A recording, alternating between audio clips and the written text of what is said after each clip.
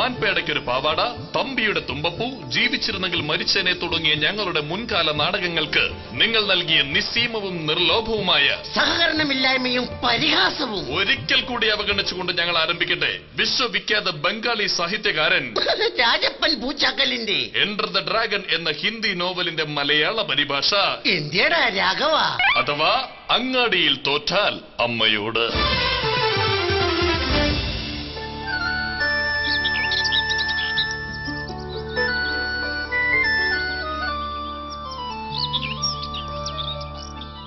പത്തു പൈസ പ്രതിഫലം വാങ്ങാതെ ചൂടും വെളിച്ചവും തരുന്ന എന്റെ സൂര്യൻ സാറേ, കാറ്റുകൊള്ളണേ. മണികണ്ഠ, മണികണ്ഠ, മണികണ്ഠ, മണികണ്ഠ. ഈ മണിയാണോ നീ കണ്ടോ കണ്ടോ എന്ന് ചോദിച്ചന്വേഷിച്ച് നടക്കുന്നത്? അതല്ല, ഈ വീട്ടിലെ വേലക്കാരൻ മണികണ്ഠൻ എന്തിയെ? അവനെ ഞാൻ 1 വർഷം മുമ്പ് ഇവിടെ നിന്ന് പറഞ്ഞു വിട്ടില്ലേ? പക്ഷേ അവൻ ഇപ്പോഴും ഈ വീട്ടിലുള്ളതുപോലെ എനിക്ക് തോന്നുന്നു. അത് നിനക്ക് മാത്രമല്ല, എനിക്കും ചില സമയത്ത് തോന്നാറുണ്ട്. പിന്നെ ഒരു കുടുംബകലഹം ഉണ്ടാക്കണ്ടല്ലോ എന്ന് കരുതി മിണ്ടാഞ്ഞിട്ടാ. ഇന്ന് നമ്മുടെ വിവാഹ വാർഷികമാ. 25 വർഷം കഴിഞ്ഞു. എന്റെ അമ്മ ഈ വീട്ടിൽ നിന്ന് ഇറങ്ങിപ്പോയിട്ട്. അല്ലേ? എനിക്കിന്ന് എന്ത് സമ്മാനം തരും? ഉമ്മ തരും, വല്ലുമ്മ തരും. വല്യമ്മയെ കൊണ്ട് വല്യപ്പന് കൊടുക്ക്. ഇനി പ്രായമായി. എന്റെ ചർമ്മം കണ്ട പ്രായം തോന്നുന്നുണ്ടോ? നിനക്കല്ല, നമ്മുടെ മോൾക്ക്. അവൾ വളർന്നു പടർന്നു പന്ത് കളിച്ചു. അല്ല, പന്തളിച്ചു. ഇപ്പോൾ എത്ര വയസ്സായി? 45. നിന്റെ പ്രായമല്ല ചോദിച്ചത്, മോൾക്ക് എത്ര വയസ്സായെന്ന്. 22. 5 വർഷം മുമ്പ് ചോദിച്ചപ്പോഴും നീ ഇത് തന്നെയാണല്ലോ നീ പറഞ്ഞത്. ഒരിക്കൽ പറഞ്ഞ കാര്യം മാറ്റി പറയുന്ന സ്വഭാവം മണിമംഗലം തറവാട്ടുകാർക്കില്ല. അതിന് ഏതാടി മണിമംഗലം തറവാട്? എന്റെ അമ്മ സ്ഥിരമായി മുറ്റമടിച്ചുകൊണ്ടിരുന്ന തറവാടാ. അവിടുത്തെ ഉപ്പും ചോറും തിന്നാ ഞാൻ വളർന്നത്. അതെന്താടി, ആ തറവാട്ടിൽ കറി വെക്കില്ലായിരുന്നോ? അവിടുത്തെ കാരണവർ എനിക്ക് എന്റെ അച്ഛനെ പോലെയായിരുന്നു. അച്ഛനെന്ന് പറയുന്നതാടി കൂടുതൽ ഉചിതം. എന്റെ അച്ഛനെ പറഞ്ഞാലുണ്ടല്ലോ, വെറുതെ ഒന്നും അല്ലല്ലോ. കൈ നിറച്ച് സ്ത്രീധനം തന്നിട്ടല്ലേ എന്റെ അച്ഛൻ എന്നെ കെട്ടിച്ചത്. ഇടി, ഒരു ദുരന്തത്തിന് ഒരു നഷ്ടപരിഹാരം പതിവാ. അനുഭവ സമ്പത്തുള്ള നിന്റെ അച്ഛൻ അതെനിക്ക് അഡ്വാൻസ് ആയി നേരത്തെ തന്നു എന്ന് മാത്രം. ഇല്ല, ഈ പരിഹാസം സഹിച്ച് ഞാൻ ഇവിടെ ഒരു നിമിഷം നിൽക്കില്ല. ഞാൻ ഈ വീട് വിട്ട് എങ്ങോട്ടെങ്കിലും പോകും. നോ, നീ പോയിക്കോ, പക്ഷെ ഈ വീട് വിറ്റിട്ട് പോകരുത്. അതെന്താ? ഈ വീട് വിറ്റിട്ട് പോയാൽ പിന്നെ ഞാൻ എവിടെ കയറി കിടക്കും? മുതലാളി!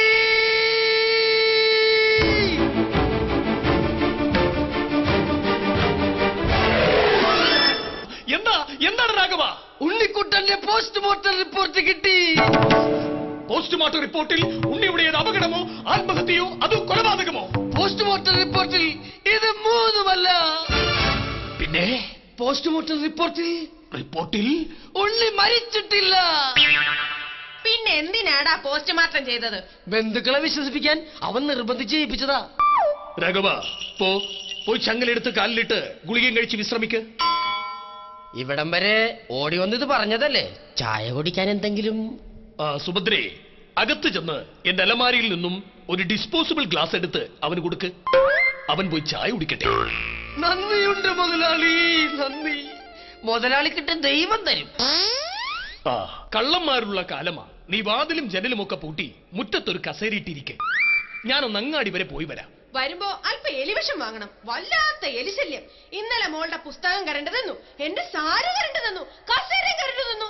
അപ്പൊ ഈ മാസം നമുക്ക് നല്ല കറണ്ട് ബില്ല് വരുമല്ലോ. ഈ അച്ഛനും അമ്മയ്ക്കും ഒരു വിവരവുമില്ല. അച്ഛാ, എന്തിനാ വെറുതെ ആളില്ലാത്ത റൂമിൽ ടേബിൾ ഫാൻ ഓൺ ചെയ്ത് വെച്ചിരിക്കുന്നത്? കറണ്ട് കാശ് കൂടില്ലേ? ഇല്ല മോളെ, കൂടില്ല. അതെന്താ? അത് നമ്മുടെ ഫാനല്ല മോളെ, അപ്പുറത്തെ വീട്ടിലെ ഫാനാ. സോറി അച്ഛാ. രാവിലെ തന്നെ കുളിക്കാതെ പല്ല് തേക്കാതെ നീ ഇതെങ്ങോട്ടാ? തൊഴാൻ. ഏത് വെള്ളത്തിൽ? തൊഴയാനല്ല, തൊഴാൻ. എനിക്കൊരു പുഷ്പാഞ്ജലി കഴിക്കണം. സുഭദ്രേ, ഇവിടെ എന്തെങ്കിലും ഉണ്ടാക്കി കഴിച്ചാ പോരെ? ഓ അതല്ല, അമ്മയുടെ പേരിൽ പുഷ്പാഞ്ജലി അർപ്പിക്കാനാ. അർപ്പിക്കാനാണെങ്കിൽ നല്ല മില്ല് നമ്മുടെ രാജന്റെ തടിമില്ല. അവിടെ ആവുമ്പോ തിരക്ക് കാണില്ല. അമ്മേ, ഞാൻ ഇറങ്ങുന്നു. അമ്പലത്തിൽ നിന്ന് ഞാൻ കോളേജിലേക്ക് പോകും. രാത്രി വരില്ലെങ്കിൽ വിളിച്ചു പറയണം. ശരി അച്ഛാ.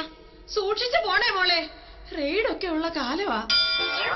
സുഭദ്രേ, ഇത് കേട്ടപ്പോൾ എനിക്കൊരാഗ്രഹം. നമുക്കൊരുമിച്ചൊരു ടൂറിന് പോണം. വിവാഹം കഴിഞ്ഞ് ഹണിമൂണിന് പോലും എന്നെ കൂട്ടാതെ ഒറ്റയ്ക്ക് പോയ ആളാ. ഇപ്പോഴെന്തിനാ എന്നെ കൂട്ടുപിടിക്കുന്നേ? പണ്ടത്തെ കാലമല്ലടി, ഒന്നിനെയും വിശ്വസിച്ച് കൂടെ കിടത്താൻ കൊള്ളില്ല.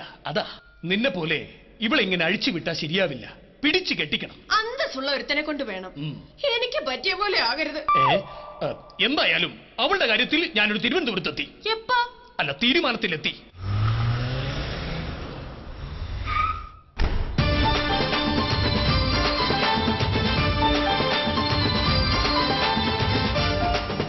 അല്ല, ആരായി വന്നിരിക്കുന്നത്? ആ കേറി വരുന്നത് ആരാണെന്ന് നോക്കിയേ. സുഭദ്രേ, നീ നോക്കിയേ, ഇത് ആരായി വന്നിരിക്കുന്നതെന്ന് നിനക്ക് മനസ്സിലായില്ലേ? എനിക്ക് മനസ്സിലായില്ല. ആരാ ഇത്? പറഞ്ഞ പോലെ നീ ആരാ? നിനക്ക് എന്താ ഇവിടെ കാര്യം? ഇറങ്ങി പോടാ വണ്ടി പുറത്ത്. നിങ്ങൾ എന്നെ മറന്നു അല്ലേ? നിങ്ങൾ പണ്ട് പറഞ്ഞു വിട്ട നിങ്ങളുടെ വേലക്കാരൻ മണികണ്ഠൻ മേനോൻ. മണികണ്ഠ, എവിടെയായിരുന്നു ഇത്രയും നാൾ? ഒരു തീർത്ഥാടനത്തിലായിരുന്നു. കാശി, ബദരിനാഥ്, മധുര, വിതുര, പൂജപ്പുര, വീഗാലാൻഡ് എല്ലാ ദർശനവും നടത്തി. ഇനി ഞാൻ എങ്ങോട്ടും വിടില്ല. വിട്ടാലും ഞാൻ പോവില്ല. അതെന്താ? 5 പൈസ എന്റെ കയ്യിലില്ല. നിന്നോട് ഇറങ്ങി പോകാനല്ലടാ പറഞ്ഞത്. പോകാം, പക്ഷെ ഞാൻ നിങ്ങളുടെ മകളെയും കൊണ്ടേ പോകൂ. നീ വന്ന പോലെ പോകുന്നുണ്ടോ? അത് ഞാൻ പോലീസിനെ വിളിക്കണോ? പോലീസിനെ വിളിച്ച് പൈസ കളയണമെന്നില്ല.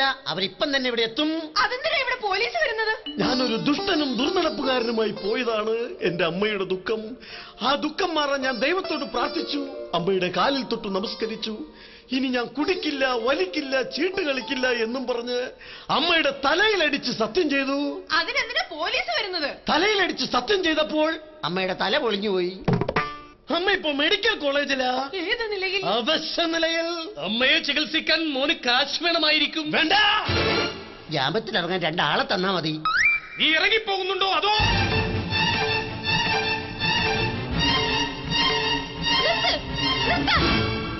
നീ കോളേജിൽ പോയില്ലേ? പഞ്ചായത്ത് മെമ്പറെ കാളകുത്തി 10 ദിവസം ഹർത്താൽ.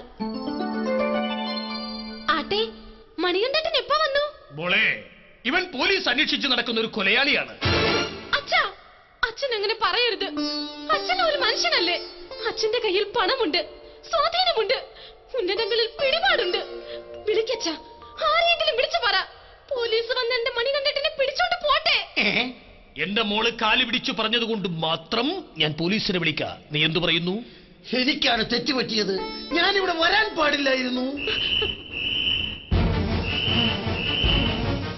മണികണ്ഠ, പുറത്ത് പോലീസ് എത്തി കഴിഞ്ഞു. പോലീസിനെ ഓടിക്കാൻ വേണ്ടി ഓട്. ഓടിച്ചിട്ട് അവരെ പിടിക്കട്ടെ. പിടിച്ചിട്ട് തല്ലി കൊല്ലട്ടെ. ഓട്, ഓട്. അടുക്കളയിൽ അടുപ്പത്തിരുന്ന പ്രഷർ കുക്കറിന്റെ വിസിൽ കേട്ട് പേടിച്ചോടിയപ്പോഴെ മണികണ്ഠൻ അത്രയ്ക്ക് പോഴനൊന്നുമല്ല, ബുദ്ധിയുള്ളവനാ. പോയപ്പോ എന്റെ മാലയും പൊട്ടിച്ചുകൊണ്ടാ പോയത്. അങ്ങനെയെങ്കിൽ വിൽക്കാൻ ചെല്ലുമ്പോൾ അവനെ രണ്ടാമതും പോലീസ് പിടിക്കും. അതെന്താ? അത് മുഖമണ്ഡമായിരുന്നടി. ഈശ്വര, ഇതിപ്പോ ഇടിവിട്ടേറ്റവന്റെ തലയിൽ പൊറോട്ട അടിച്ചു എന്ന് പറഞ്ഞ പോലെ ആയല്ലോ. പൊറോട്ടയും ഇടിവെട്ടും ഒരു കോമ്പിനേഷനും ഇല്ല. ഇതെന്ത് കോമ്പിനേഷൻ? മോളെ, എന്താ മോളെ പറ്റിയത്? അച്ഛനും അമ്മയും എന്നോട് ക്ഷമിക്കണം. നിർത്താൻ. നിങ്ങളൊക്കെ ആരാ? ഞാൻ ഇതിന്റെ കമ്മിറ്റിക്കാരനാ. നിങ്ങൾക്ക് നാണമില്ല ഇതൊക്കെ കാണിക്കാൻ? ഏത് നാടകം കണ്ടാലും അവസാനം മകൾക്ക് ഗർഭം, കാമുകൻ, ഇതൊന്നും അല്ലാതെ പുതിയൊന്നും ഇല്ലടാ കാണിക്കാൻ. അതിന് നാടകം തീർന്നിട്ടില്ല ഏട്ടാ. ഇത് കൊള്ളാം, ഇത് വെറൈറ്റിയാ. പറ, ആരാണ് ഇതിന്റെ ഉത്തരവാദി? ഞാനാണ് ഇതിന്റെ ഉത്തരവാദി.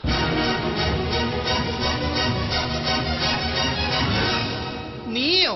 അതെങ്ങനെ ശരിയാകും? നീ മകളെ കെട്ടാൻ വന്നവനല്ലേ? അതാണ് ചേട്ടാ ഈ നാടകത്തിന്റെ പേര്. എന്ത്? അങ്ങാടിയിൽ തോറ്റാൽ അമ്മയോട്.